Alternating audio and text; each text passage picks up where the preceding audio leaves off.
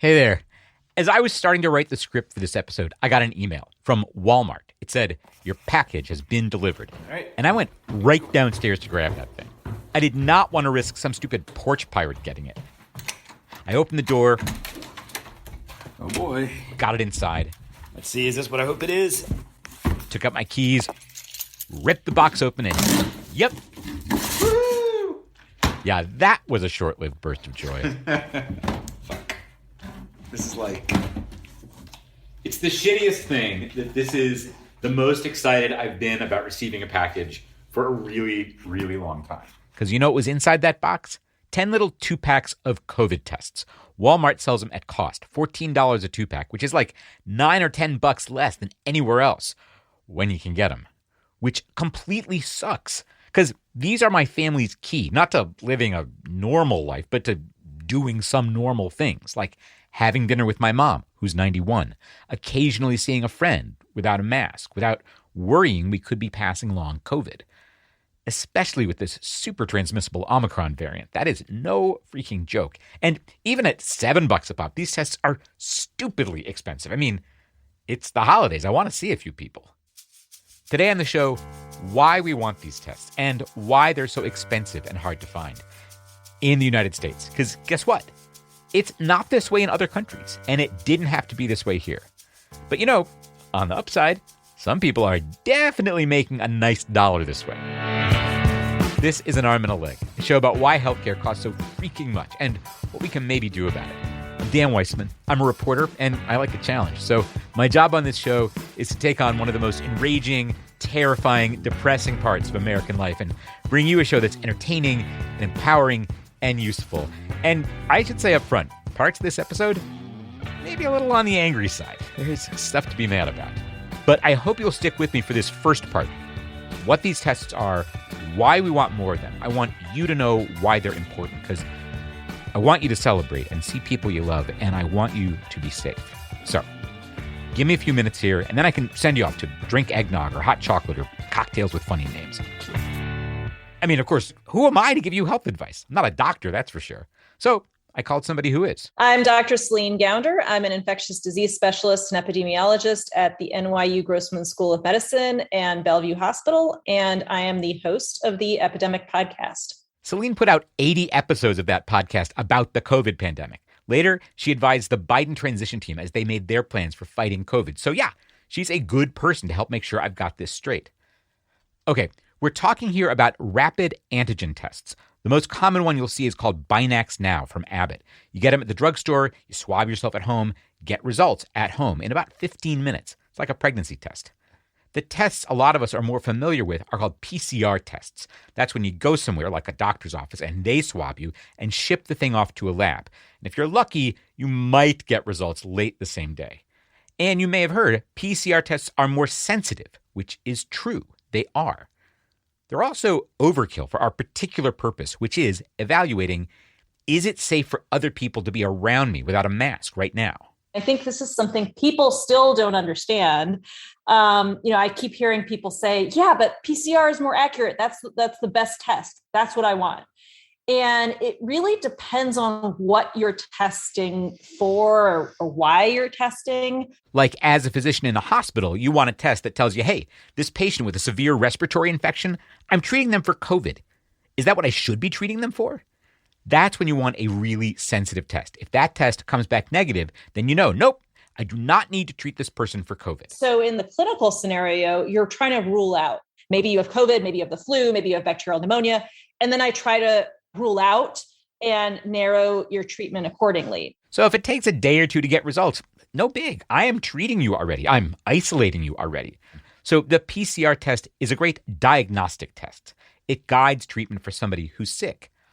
A rapid test is a public health measure. The decisions you're making with a public health test are very different because what you're really trying to figure out is that person infectious, contagious to others right now?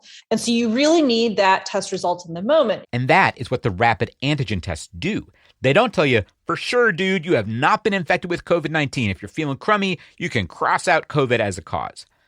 They do tell you, could you get somebody sick right now? Should you especially stay away from anybody who's vulnerable, who's older, like my mom, or immune compromised, or too young to get a vaccine, or whatever.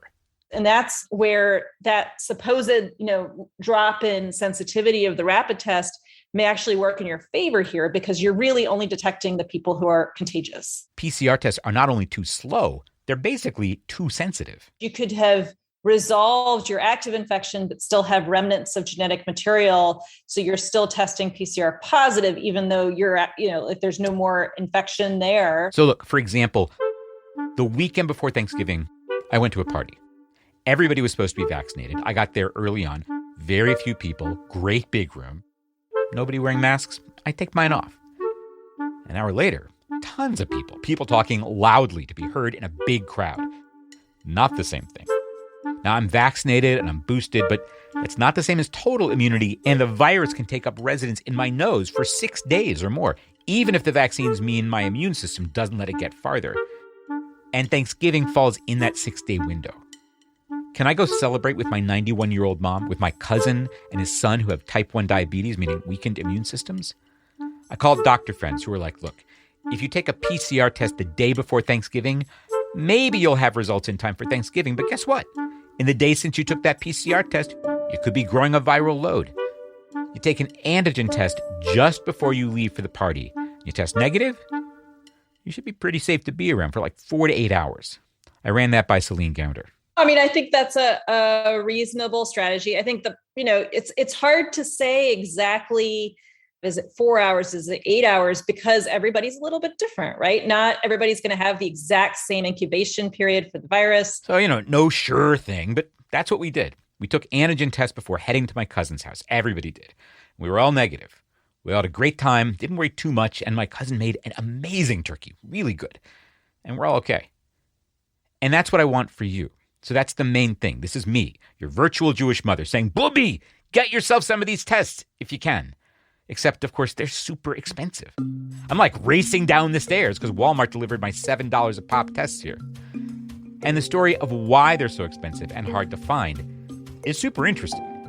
We'll get into it in the second part of the show. But if you don't need that kind of pissed off energy as you're getting your holiday on, I'm like, yeah, go celebrate, bake cookies, enjoy. But 2 things.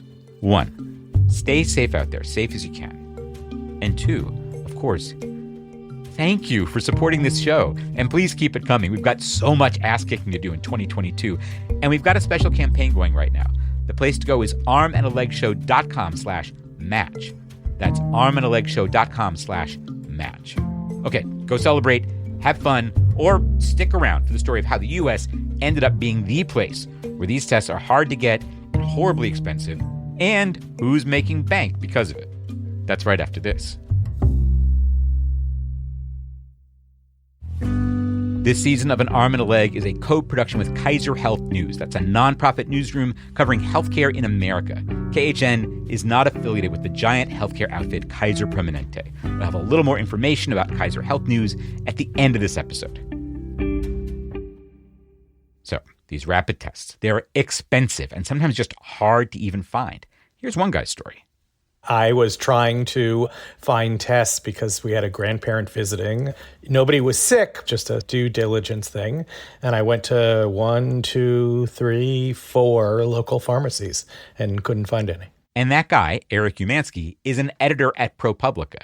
So soon, he and his colleague, Lydia DePillis, were digging into this question. What gives? Why are these tests so expensive, and why aren't there more of them?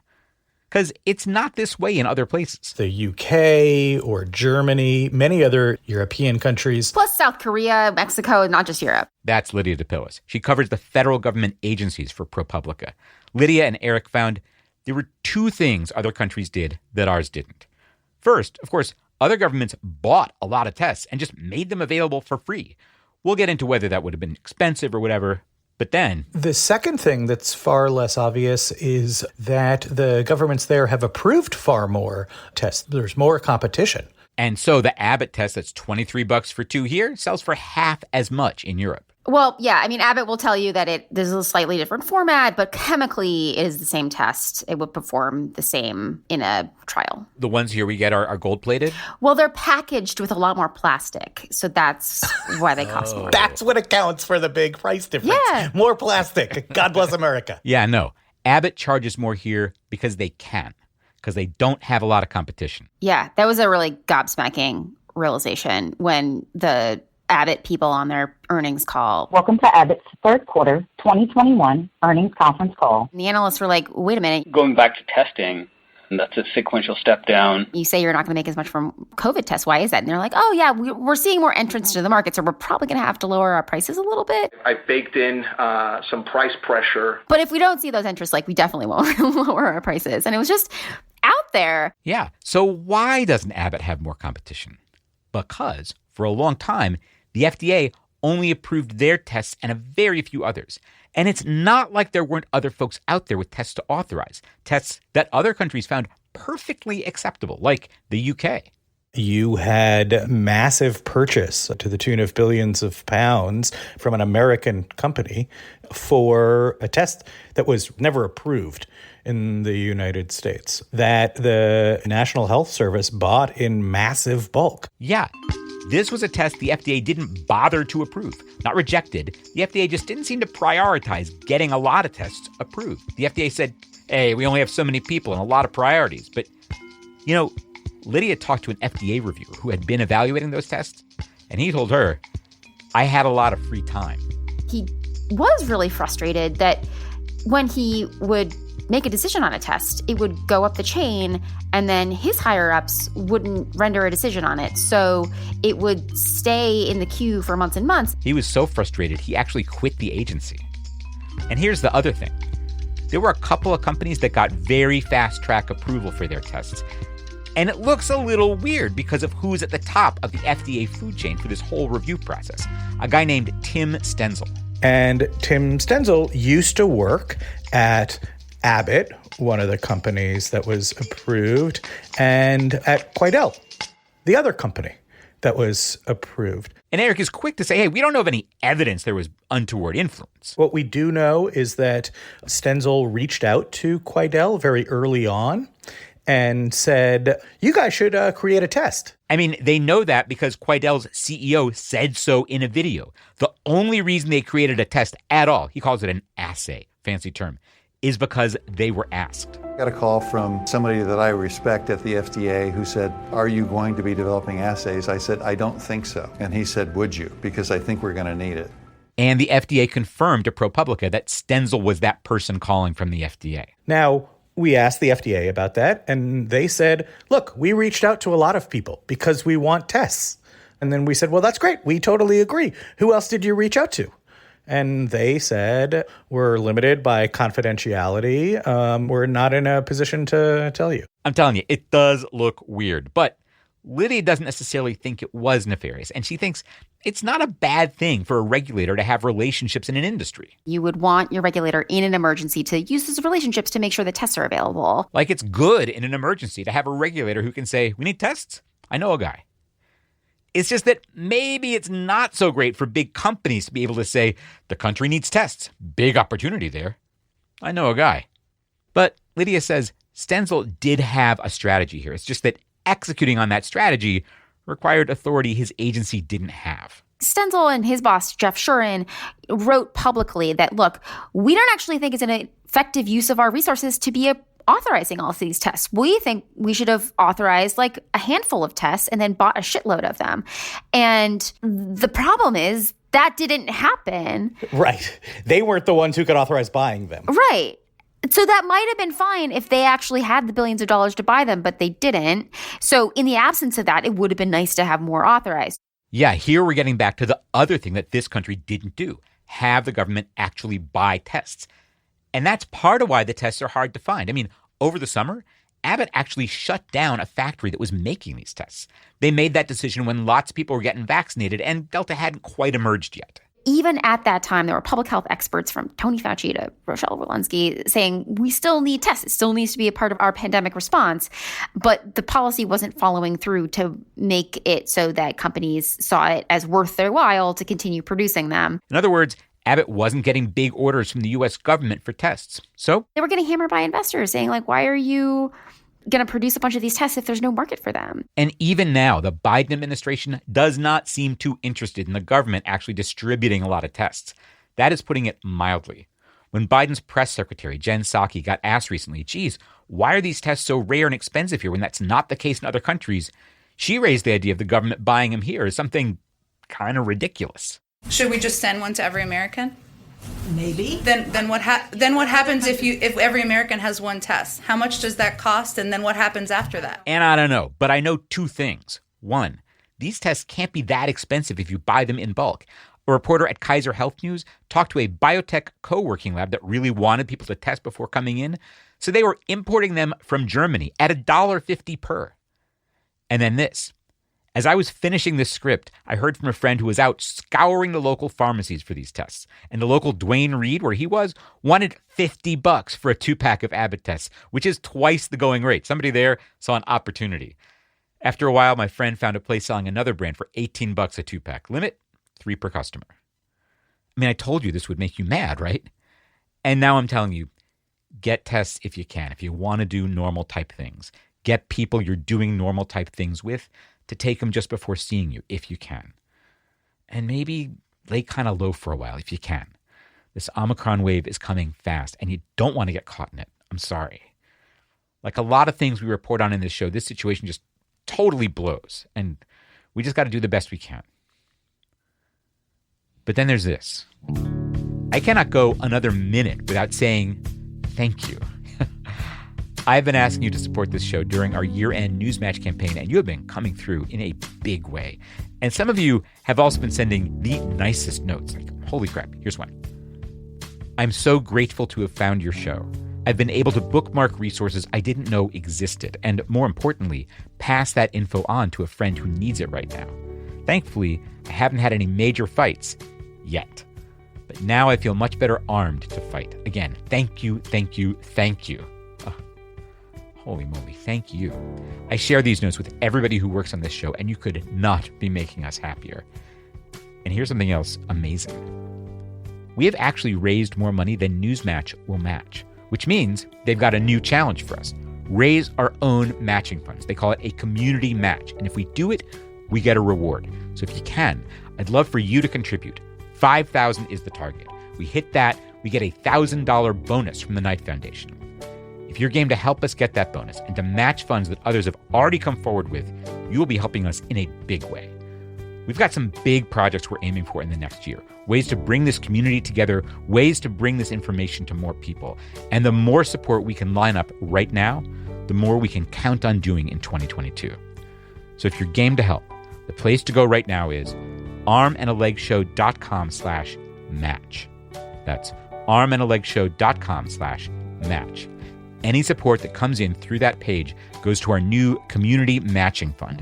It matches other people's donations, which are still coming in, and goes toward earning that reward from the Knight Foundation. We can get there with your help. That's armandalegshow.com/match. Thank you so much. We'll have a little bonus episode before the year's out, so I'll catch you soon. Till then, and, for serious, take care of yourself. This episode of An Arm and a Leg was produced by me, Dan Weissman, with a lot of help from our producer, Emily Pisacreta, and edited by Marion Wang.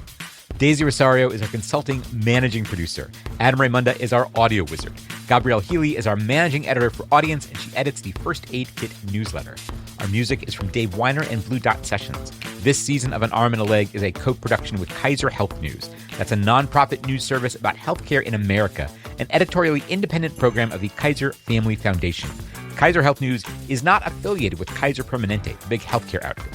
They share an ancestor, this guy, Henry J. Kaiser. And he had his hands in a lot of different stuff, like really different. He built a big chunk of the U.S. cargo fleet for World War II, made cars, including the Jeep, poured concrete, made aluminum foil. When he died more than 50 years ago, he left half his money to the foundation that later created Kaiser Health News. You can learn more about him and Kaiser Health News at armandalegshow.com/Kaiser. Diane Weber is national editor for broadcast, and Tanya English is senior editor for broadcast innovation at Kaiser Health News. They are editorial liaisons to this show. Thanks to Public Narrative. That's a Chicago-based group that helps journalists and nonprofits tell better stories, for serving as our fiscal sponsor, allowing us to accept tax-exempt donations. You can learn more about Public Narrative at www.publicnarrative.org. finally, thanks so much to everyone who's providing financial support to keep this show going.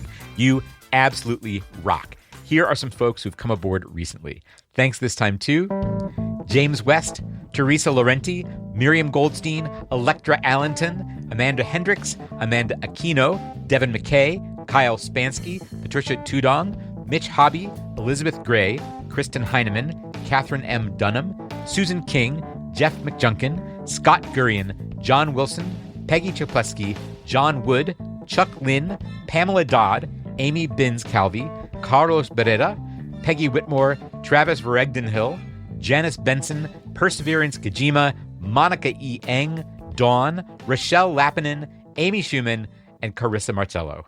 Thank you so much.